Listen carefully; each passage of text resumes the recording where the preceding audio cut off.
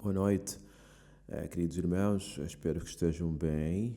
Eu decidi fazer este vídeo, vai ser uma coisa rápida, na verdade não vou falar quase nada, apenas quero aqui mostrar, portanto, um vídeo que está a acontecer agora, portanto, nesta semana nos Estados Unidos, que é a Conferência Geral, na sessão da Conferência Geral Anual, a reunião, e é um aspecto que está lá a acontecer aqui, onde eles falaram, ou seja, decidiram colocar uma diferença entre os termos Ministério de Apoio e Ministério Independente, onde tanto o Ministério Independente é contra a Igreja e o Ministério de Apoio é a favor da Igreja, ou seja, mas antes que eu vá um pouquinho mais a fundo, se calhar, lá no finalzinho vou falar mais um pouquinho, mas vamos ao vídeo.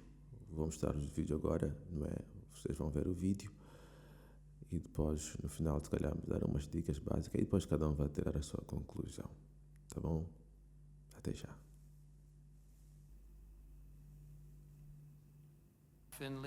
Mark Finley e Mike Ryan para partilharem conosco as maravilhas, ênfases no que tipo de benefício podem vir dos ministérios de apoio que trabalham próximo à Igreja Mundial.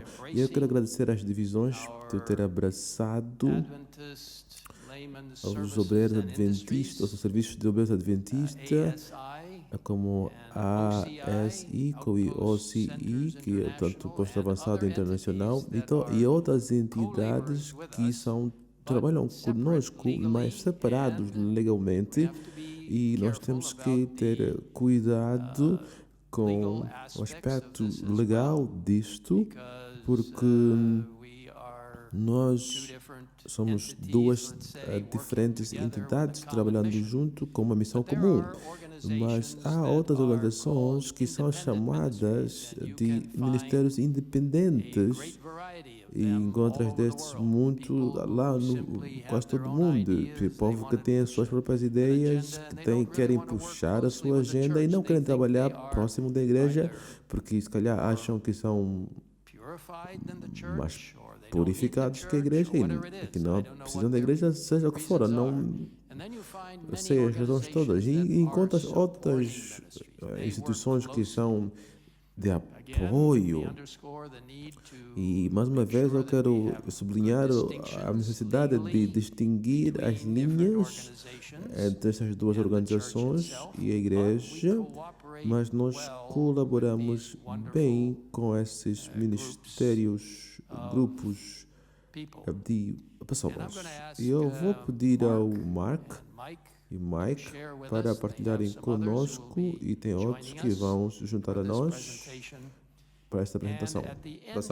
E no final desta apresentação, e não é nada que vamos discutir ou voltar, mas é uma sessão informativa, e eu vou pedir no fim disso que tenham as vossas orações. Nós temos um item depois disso, que é reconhecimento especial, e depois vamos para o momento de oração que alguns canais vão conduzir. Então, Mark, é muito bom te ver. Obrigado por estar aqui conosco. E tu estás trabalhando muito duro, mas a sua experiência nos faz sentir que Deus está aumentando mais anos da sua vida, e nós agradecemos a Deus por isso. Sabe, alguém disse para mim nesta última semana, quando eu estava a pregar aí numa igreja, em reuniões, olharam para mim e me disseram: acho que estás a envelhecer para trás. E eu disse: já consultaste o teu optometrista? Então, ministérios de apoio têm a sua raiz na Bíblia. Em 2 Coríntios capítulo 12, o apóstolo Paulo fala sobre o corpo de Cristo. Alguns serem os olhos, mãos, pernas, mas Mas o foco de Coríntios é a unidade do corpo de Cristo, onde todo membro trabalha junto numa missão comum e tanto uma dedicação comum. E também vimos no livro de Atos, capítulo 18, versos 3, o apóstolo Paulo trabalha como um missionário de apoio. Paulo não requereu do corpo da igreja finanças, mas ele era dedicado na mensagem e na missão e fazia tendas aí com Priscila e Aquila. E nós temos aqui a raiz, a base de ministérios de apoio aí na Bíblia. Na Igreja Adventista do Sétimo Dia, a Ministério do Sustento Próprio tem a sua origem, ou seja, se revém em 1904, quando a Escola de Medicina foi estabelecida, e foi estabelecida por Percy McGinn e Edward Sutherland. Foi um centro de treino que treinava missionário, e aí quando foi crescendo tiveram um sanatório, educação, restaurantes, e em 1947 aquilo cresceu tanto que a Conferência Geral, a divisão da América do Norte, naquela altura particularmente, formou a ASI, que, portanto, juntava ministérios de apoio e tinha 4 propósitos. Primeiro que eles olharam para instituições, organizações que eram dedicadas para Cristo e a mensagem adventista. Tinham um critério claro para fazer parte desta associação. E eu chamo disso, ou seja, segundo, aqueles que cooperavam com a missão, que não achavam que eram corretivos, que tinham suas próprias ideias e atacando os erros da igreja, a apostasia da igreja. SAI eram membros que eram dedicados para a mensagem e cooperavam com a missão, e eles comunicavam com os líderes adventistas do sétimo dia, com os líderes sobre os seus planos, e às vezes colaboravam com alguns projetos da igreja. Então, essas organizações de obreiros são dedicadas à nossa mensagem e cooperam com as missões, têm paixão para ajudar a igreja, não são críticos da igreja, diferente de muitos ministérios independentes que acham que a sua missão é corrigir a igreja. Isso não é SAI, nem muito menos OCI. Eles comunicam de forma clara e também cooperam com alguns projetos. Nós convidamos Andy Hansinger e o Steve Dickman, Norberto Strip, todos que representam estes ministérios, para partilharem conosco. Portanto,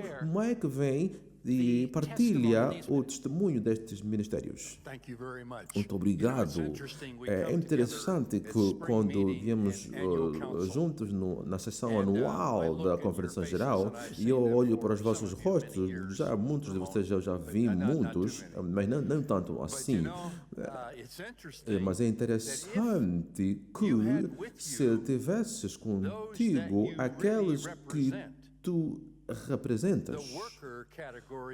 A categoria de trabalho aqui nessa sala seria a maioria, porque nós representamos milhares de obreiros. E na Conferência Geral, sessão da Conferência Geral, nós vemos isso expressado na audiência. E, claro, quando olhas para um grupo maior, pode ter aí 70 mil membros e possivelmente talvez 20 milhões de membros. Nós somos uma igreja que temos onde o nosso recurso mais importante são os obreiros. Quem aqui não gosta dos obreiros? Levante a mão. Marca é importante em evangelismo que quando identificamos onde devemos trabalhar. E, claro, nós temos aqui uma coisa boa. Todos nós sabemos a importância disso. Então, Steve, por favor, venha para cá. Todos sabem que o Steve Dickman é presidente do OCI. E, Steve, quantos ministérios tu tens no OCI? Obrigado. Nós temos cerca de 390 ministérios espalhados no mundo, mais de 80 países. Isso representa membros que trabalham para a igreja. E aqui temos os líderes mundiais da igreja. Quantos de vocês já tiveram experiência ou já viram ou cooperaram com o ministério do OCI no seu ministério? Levantam vossas mãos. Podem ver, louvado seja Deus. Eu sei que há muitos por aí. E eu acho que a pergunta é, eu tenho algumas aqui. Número 1, por que esses ministérios são importantes para a igreja adventista do sétimo dia? Me parece que se tivermos que ter ajuda dos nossos membros, estamos em um bom caminho. Já estamos a quase 23 milhões de membros, então nós temos que ativar isso. E nem todos podem mandar fatura para a igreja, mas é muito importante, tanto isso no trabalho. Eu gostei muito da devoção esta manhã, sabe? Onde estão os obreiros dessa igreja? Em áreas perigosas, por exemplo. Há áreas que não vamos mandar lá, tanto pastores, mas voluntários, obreiros que podem ir representar a igreja em zonas tanto diferentes e são obreiros da igreja. E todos nós, em certo degrau, somos obreiros, podemos ter a posição na igreja, mas em essência somos também obreiros da igreja. Mais uma pergunta. O Ancião Wilson diz que há uma diferença entre o Ministério de Apoio e Ministério Independente. Eu já li o material de OCI. Vocês têm um critério que podem ver antes de aceitar um ministério à vossa associação. Qual é a diferença entre Ministério Independente e Ministério de Apoio? Para começar, o OCI aceita membros para a associação. Nós temos um critério que seguimos. A estrutura de governança deve estar separada da igreja.